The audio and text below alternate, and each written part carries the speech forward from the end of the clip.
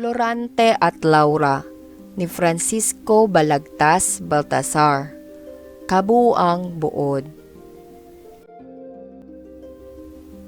Nasa madawag na kagubatan si Florante at nakatali sa isang malaking puno na naghuy siya at dumaraing dahil sa paghihirap na dinaranas. Ang buong akala niya ay pinagtaksilan siya ng kasintahang si Laura at ipinagpalit sa buhong na si Conde Adolfo. Nabihag siya ni Conde Adolfo at ipinatapon sa kagubatan upang doon mamatay. Samantala ay narinig ni Aladin, isang gererong Moro, ang panaghoy ni Florante.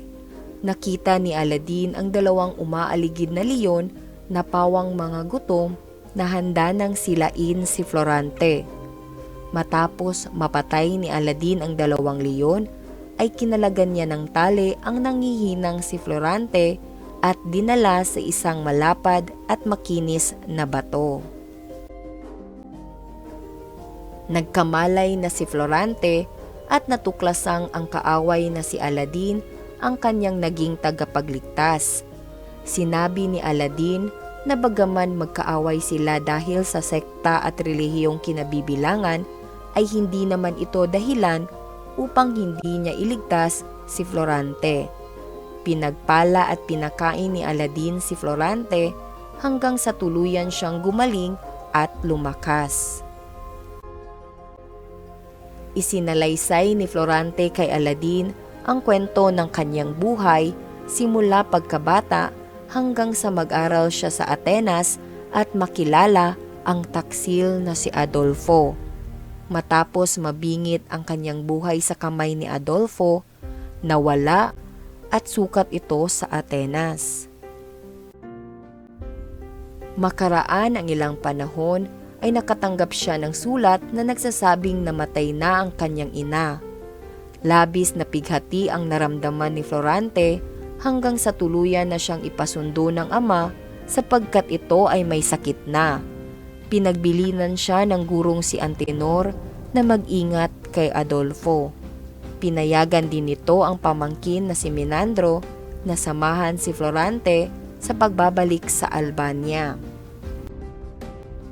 Labis na natuwa si Florante sapagkat matalik niyang kaibigan si Menandro at ito rin ang nagligtas sa kanya sa kapahamakang idinulot ni Adolfo.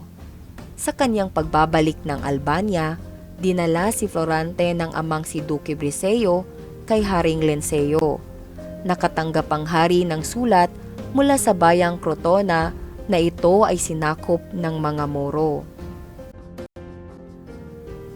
Inatasan ni Haring Lenceo si Florante upang maging general ng hukbong magpapalaya sa Crotona, ang bayang pinagmulan ng ina ni Florante na si Prinsesa Floresca.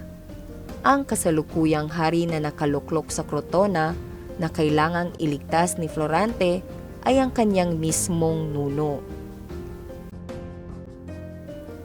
Bago pa tumulak patungong digmaan si Florante, ay nakita niya si Laura.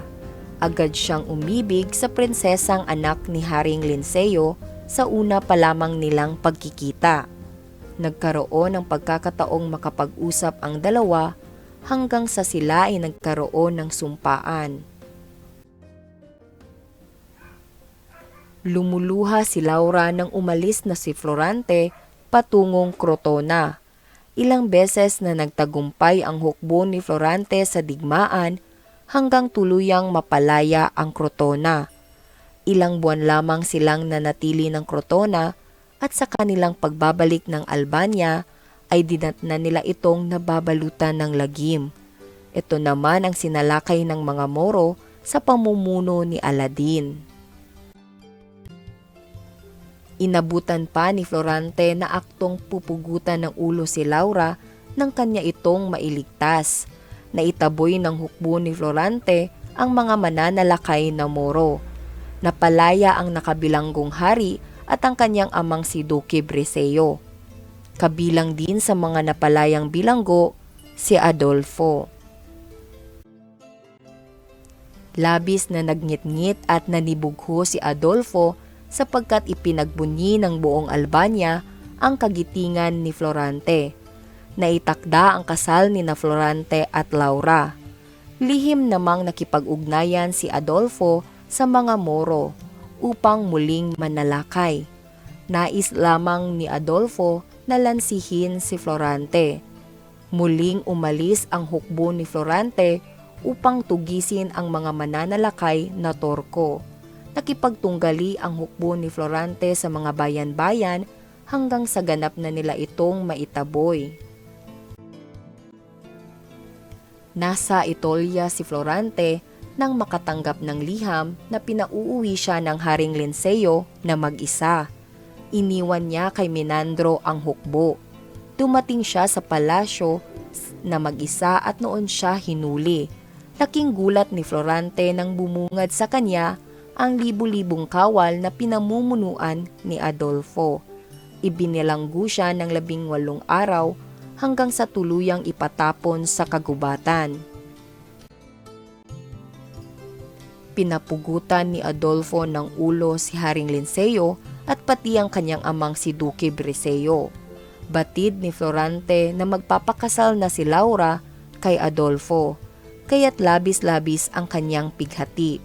Nagtapos ang kwento ni Florante nang tuluyan siyang iniligtas ni Aladin na noon ay gumagala din sa kagubatan.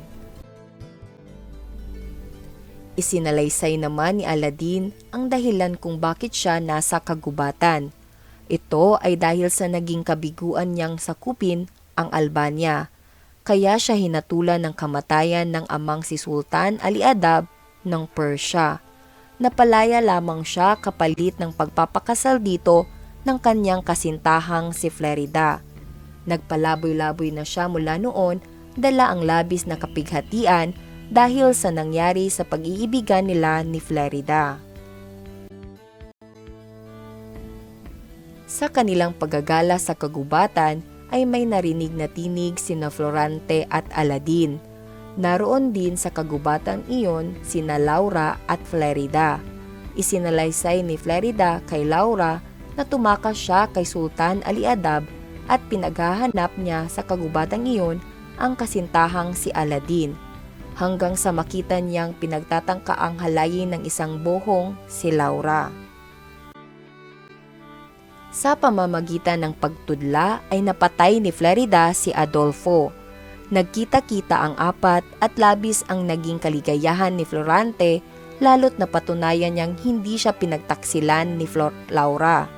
Ipinagtapat ni Laura na sinulatan niya si Florante noong nasa Etolya ito para bigyan ng babala, subalit naunang dumating ang peking sulat na ipinadala ni Adolfo na may lagda ni Haring Linceo. Ang sulat naman ni Laura ay natanggap ni Menandro, kung kaya't nagawang sumalakay ng hukbo ni Menandro upang iligtas ang kahariang Albania. Noong nakubkub na ni Menandro ang Albania, ay tumakas si Adolfo, sakay ang kabayo at dinala si Laura sa kagubatang iyon hanggang mula kung saan ay may dumating na isang tagapagligtas. Matapos mag-usap ng apat, ay dumating si Menandro sa kagubatan upang sila ay iligtas. Ipinagbunyi sila ng kahariang Albania. Ikinasal silang apat kasabay ang pagpapabinyag ni na Aladin at Flerida. Namatay na si Sultan Ali Adab, kaya't nakabalik sina Aladin at Flerida sa kanilang bayan upang muling itong pamunuan. Itinanghal namang bagong hari at reyna ng Albania sina Florante at Laura. Wakas. Sanggunian.